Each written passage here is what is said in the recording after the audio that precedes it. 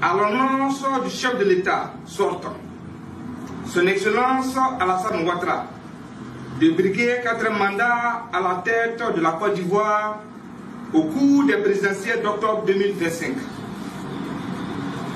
Au regard de la situation sociopolitique inquiétante ces derniers jours,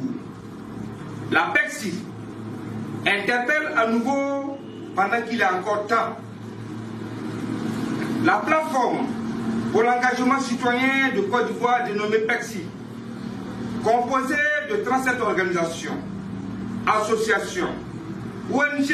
et mouvements de la société civile ivoirienne que nous présidons, a suivi avec un intérêt particulier la déclaration du mardi 29 juillet 2025 du chef de l'État sortant, Son Excellence Alassane Ouattara, président du parti au pouvoir, le RHDP, dans laquelle il annonçait sa décision de briguer un 4e mandat à la tête de notre pays, la Côte d'Ivoire, au cours des prochaines élections présidentielles d'octobre 2025. Une réunion extraordinaire du conseil d'administration de la PECSI s'est tenue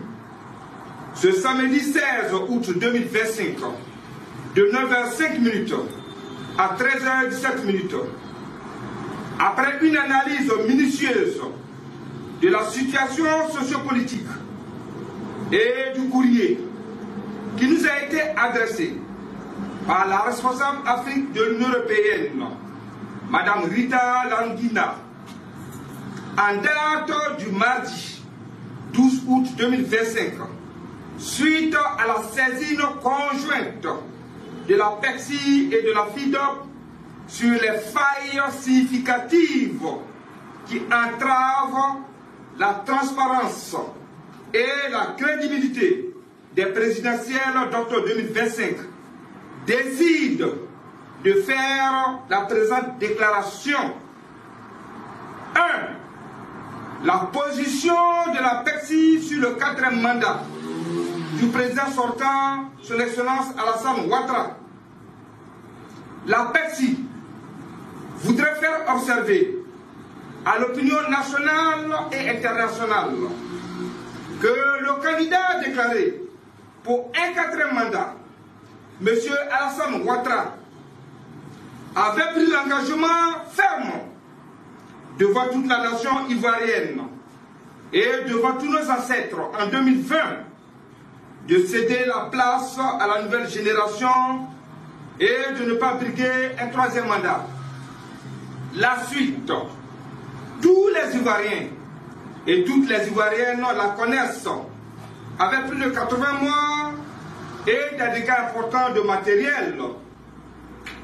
Ensuite, le même chef de l'État, M. Alassane Ouattara, avait annoncé officiellement, au cours d'une interview avec un journaliste de RFI, M. Boisbouvier, de ne pas être candidat au cours des présidentielles de 2025.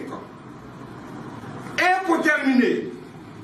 la Constitution du 8 novembre 2016 dit clairement que la législation actuellement en vigueur en Côte d'Ivoire, c'est-à-dire celle avant 2016, reste applicable. Il était même mentionné sur le slogan qui a permis de faire la campagne pour l'adoption de cette nouvelle constitution de 2016, les éléments d'appréciation suivants. Le président Ouattara peut-il être candidat à la présidentielle de 2020? Et le slogan qui répond: l'adoption de la nouvelle constitution n'entraînera pas de rupture avec l'ancienne constitution qui limite le nombre de mandats présidentiels à 2. Je répète, l'adoption de la nouvelle constitution n'entraînera pas de rupture avec l'ancienne constitution qui limite le nombre de mandats présidentiels à 2. Alors, mesdames et messieurs, nous ne comprenons pas cette histoire de Troisième République qui permet au chef de l'État sortant, M. Alassane Ouattara, de faire un 4e mandat que nous estimons illégal, illégitime et anticonstitutionnel, que son parti, le RHDP, veut imposer par tous les moyens au peuple souverain de Côte d'Ivoire. L'APEXI fait observer que dans une bonne démocratie, 2 mandats suffisent au président élu pour apporter toutes les réformes nécessaires pour son pays et de ne pas s'accrocher au pouvoir pour violer constamment la Constitution dont il est le garant. La plateforme des 37 organisations de la société civile ivoirienne que nous présidons estime qu'à 83 ans et après 15 années de gestion du pouvoir d'État, les Ivoiriennes et les Ivoiriens ont besoin plus que jamais d'une alternance pacifique et démocratique en Côte d'Ivoire. Nous rappelons à toute fin utile à l'opinion nationale et internationale que la plateforme des 37 organisations que nous présidons est un acteur important de premier plan dans le processus électoral en Côte d'Ivoire, car elle est la seule organisation de la société civile ivoirienne depuis les indépendances de notre pays à pouvoir déployer plus de 715 observateurs indépendants au cours des 2 dernières élections qui se sont tenues en septembre 2022 et en septembre 2023 en Côte d'Ivoire. Et ces 2 missions de haute portée nous ont permis de couvrir les 31 régions et districts, d'échanger directement avec les populations ivoiriennes et qui n'ont sans cesse de dire qu'elles sont fatiguées de l'exclusion en Côte d'Ivoire, des élections mal organisées, taillées sur mesure, dont les résultats sortis des urnes ont toujours été contestés. L'APEXI fait observer également que tous les arguments avancés par le chef de l'État sortant, son Excellence Alassane Ouattara, de briguer un 4e mandat, à savoir la Côte d'Ivoire fait face en ce moment à des défis sécuritaires, économiques et monétaires sans précédent, ne saurait être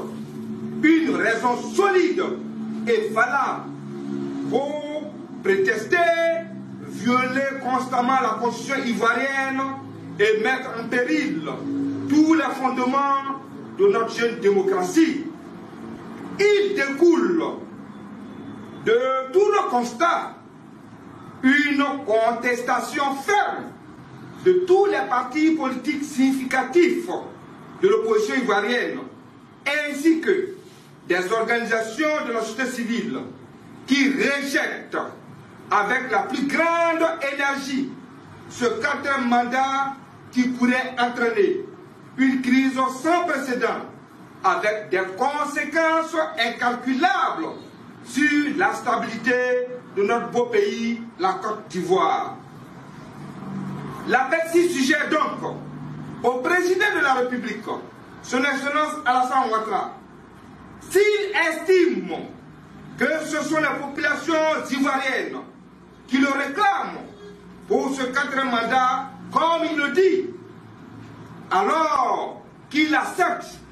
d'ouvrir le jeu démocratique en permettant à tous les candidats de poids de l'opposition ivoirienne qui ont été injustement radiés de la liste électorale de compétir afin de permettre au peuple souverain de Côte d'Ivoire de choisir librement leur futur président de la République. L'APEXI suggère toujours au président de la République, son Excellence Alassane Ouattara, président du RHDP, candidat déclaré, au cas où cette douzaine de cadres formés qu'il avait lui-même annoncé pour le succéder ne serait plus apte à compétir face aux candidats de poids de l'opposition, alors que cet État et que, je reprends, l'APEXI suggère toujours au président Alassane Ouattara, président du RHDP, candidat déclaré, au cas où cette douzaine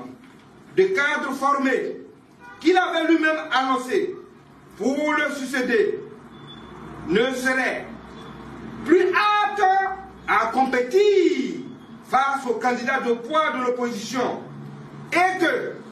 cet état de fait l'oblige à se présenter pour un quatrième mandat, alors qu'il accepte la tenue sans délai d'un dialogue inclusif avec ses frères et sœurs de l'opposition et de la société civile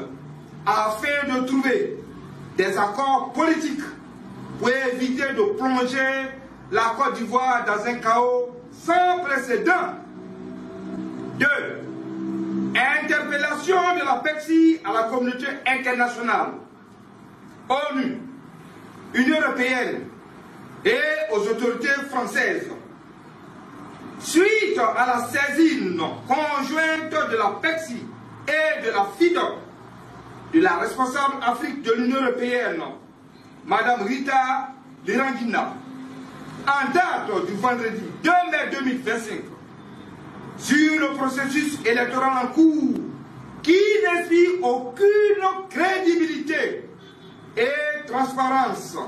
au regard des failles significatives constatées. Nous avons reçu le mardi 12 août 2025 une lettre de sa part depuis Bruxelles dans laquelle elle nous informe que l'Union européenne veille au respect de la souveraineté des États et le principe de non-ingérence. Quelle aberration! Je dis bien, quelle aberration! Quelle indignation! Considérant que c'est essentiellement grâce à la communauté internationale, notamment l'ONU,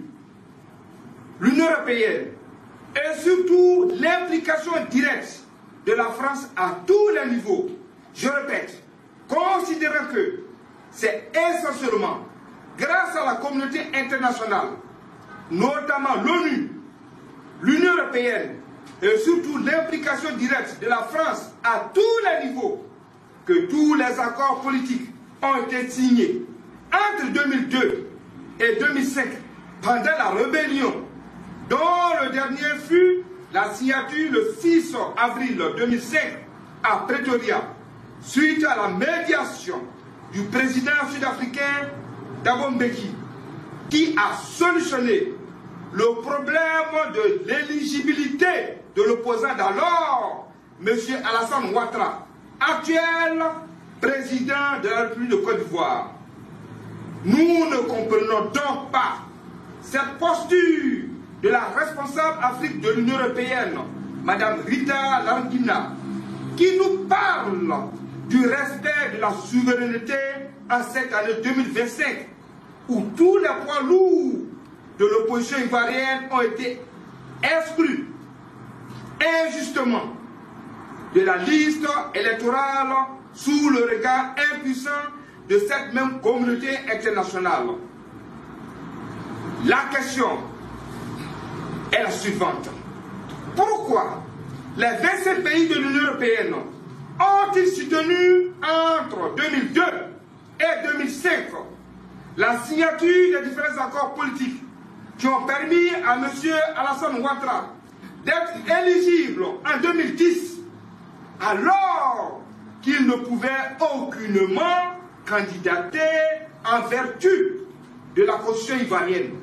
La question est posée puisque cette même commission, disons cette même Union européenne, nous parle en 2020